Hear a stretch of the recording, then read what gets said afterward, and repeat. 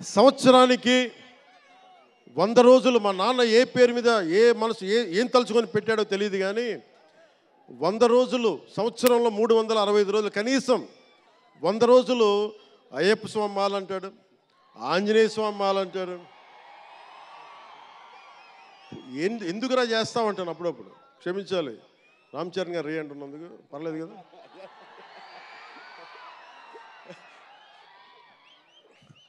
అంటే ఎందుకంటే నాకు బాధ్యత తప్పకుండా ఉండటానికి, నియంత్రించుకోవడానికి, అహంకారం రాకుండా ఉండటానికి.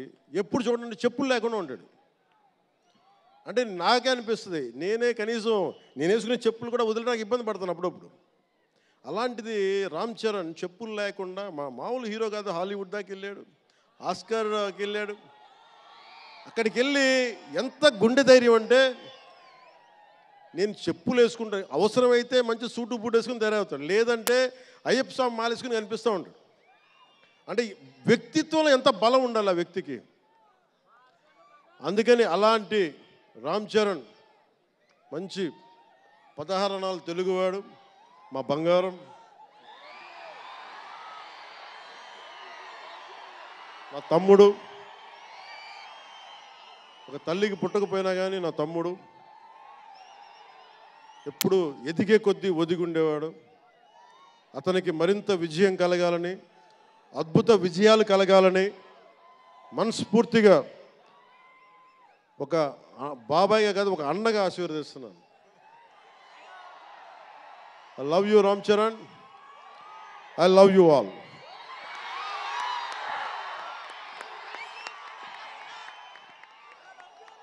నేను ఒకటే కోరుకుంటున్నా, యువత మీ అందరికీ మొన్న మాట్లాడుతూ ఉన్నా, మీ బైకుల్లో మీరు చేసే గోల్ ఉంటుంది చూసారా మీరు.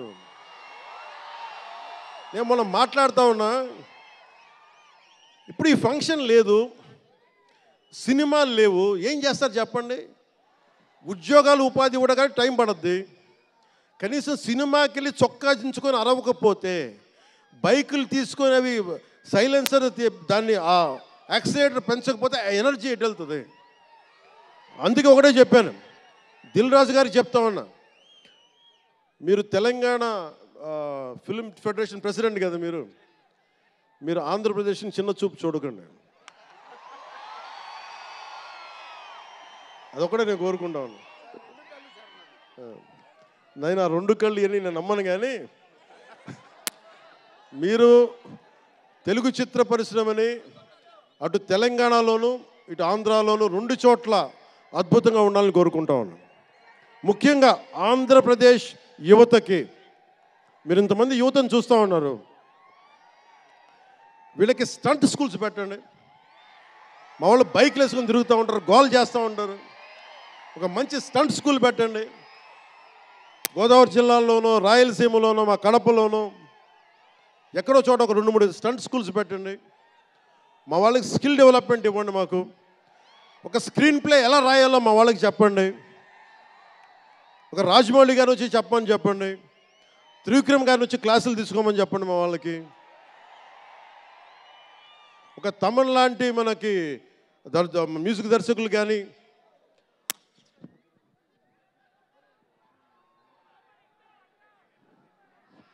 కీరవాణి గారు కానీ, అలాంటి వాళ్ళందరికీ వచ్చి వాళ్ళ స్కిల్ డెవలప్మెంట్ నేర్పించమని చెప్పండి. మీరు దాని మీద ఒకసారి ఆలోచించండి. స్టూడియోలు పెట్టండి. ఇక్కడ కొంతమంది అసిస్టెంట్ డైరెక్టర్స్కి ఎలా ఉండాలి, డైరెక్టర్స్ కావాలంటే ఏం చేయాలి, 24 క్రాఫ్ట్స్లో ఒకళ్ళకి ప్రొడక్షన్ డిజైనింగ్ నేర్పించండి. మా వాళ్ళకి ప్రొడక్షన్ డిజైనింగ్ స్కూల్స్ పెట్టండి, ఫిల్మ్ మేకింగ్ స్కూల్స్ పెట్టండి. ఈరోజున మీకోసం ఇంతమంది వచ్చారు, మీరు తిరిగి ఇవ్వగలిగేది మీకోసం రేట్లు పెంచాం. ముఖ్యమంత్రి గారు మీకు అండగా ఉన్నారు, చంద్రబాబు నాయుడు గారు, మేమందరం మీకు అండగా ఉన్నాం. తెలుగు చిత్ర పరిశ్రమని మీ ద్వారా మేము కోరుకునేది, ఇంతమంది యువతున్నారు, వీరికి మీ ద్వారా కొంత ఉపాధి కల్పించండి. నేను సినిమాని మాట్లాడుతుంటే నేను టీవీని ఎప్పుడు వదలలేదు, టీవీ మీడియంని. చిన్న తెర అనుకుని, చిన్న తెర పెద్ద తెర ఉండదు, తెర చిన్నదైనా పెద్దదైనా ఒకటే మాకు. సో మాకు ముమ్మిడివరం లాంటి గొప్ప లొకేషన్స్ ఉన్నాయి. మాకు కేరళకి మించిపోయి ఉంటుంది ముమ్మిడివరం. గోదావరి తీరం చూడండి, అసలు మీరు గండికోట చూడండి కడపలో, సిద్ధవటంకి వెళ్ళండి, అడ్వెంచర్ సినిమాలు ఉంటాయి. అటు వెళ్తే మీరు పార్వతీపురం వెళ్ళండి, మన్యం ప్రాంతం అద్భుతంగా ఉంటుంది. మీరు లొకేషన్స్ని ఎక్స్ప్లాయిట్ చేయండి. ఇక్కడ అందరికీ మేము సౌకర్యాలు కల్పిస్తాం. మా దుర్గేష్ గారికి కూడా చెప్తా ఉన్నాను, మనకి కూర్చొని ఇక్కడ టూరిజం డెవలప్ చేయాలి. అందుకని మీకు తెలుగు చిత్ర పరిశ్రమకి ఆంధ్రప్రదేశ్ ప్రభుత్వం అండగా ఉంటుందని తెలియజేసుకుంటూ, మీకోసం ఒళ్ళు వంచి పనిచేస్తానని తెలియజేసుకుంటూ, మరోమారు మనందరికీ ఇష్టమైన రామ్ చరణ్కి గుండెల నుండి శుభాకాంక్షలు తెలియజేసుకుంటూ, శంకర్ గారికి మరోమారు కృతజ్ఞతలు తెలియజేసుకుంటూ, దిల్ రాజు గారికి ఇద్దరికి అభినందనలు తెలియజేసుకుంటూ, నటీనట వర్గానికి ప్రతి ఒక్కరికి అందరికీ ధన్యవాదాలు తెలియజేసుకుంటూ, మీ అందరూ క్షేమంగా ఇంటికి వెళ్ళండి. ఇంట్లో అమ్మా నాన్నని అడిగానని చెప్పండి. నాకంటే వయసులో పెద్దవారైన ఎవరన్నా ఉంటే వారికి నా పాదాభివందనాలు తెలియజేయండి. మీరు 2 చేతులైతే దండం పెడుతున్నా, క్షేమంగా క్షేమంగా క్షేమంగా ఇంటికి వెళ్ళండి.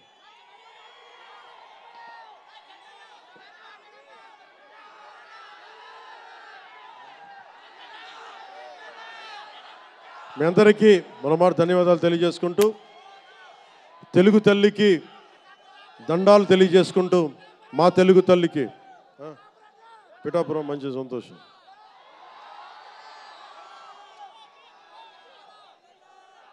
అలాగే మీ అందరికీ ధన్యవాదాలు తెలుపుకుంటూ, ఏ దేశం ఎగినా ఎందుకు కాలినా పొగడరాని తల్లి భూమి భారతిని అంటే సభ ఆరంభంలో మాట్లాడలేకపోయాను. నాకు జన్మనిచ్చిన నా నేల నేను దండాలు పెట్టుకుంటూ, నాకు దేశభక్తిని నింపిన నా భారతదేశానికి జై జైలు చెప్తూ సెలవు తీసుకున్నాను. అందరూ క్షేమంగా ఇంటికి వెళ్ళండి. మనస్ఫూర్తిగా ఇక్కడికి వచ్చిన ప్రతి ఒక్కరికి పేరు పేరున ధన్యవాదాలు తెలుపుకుంటూ,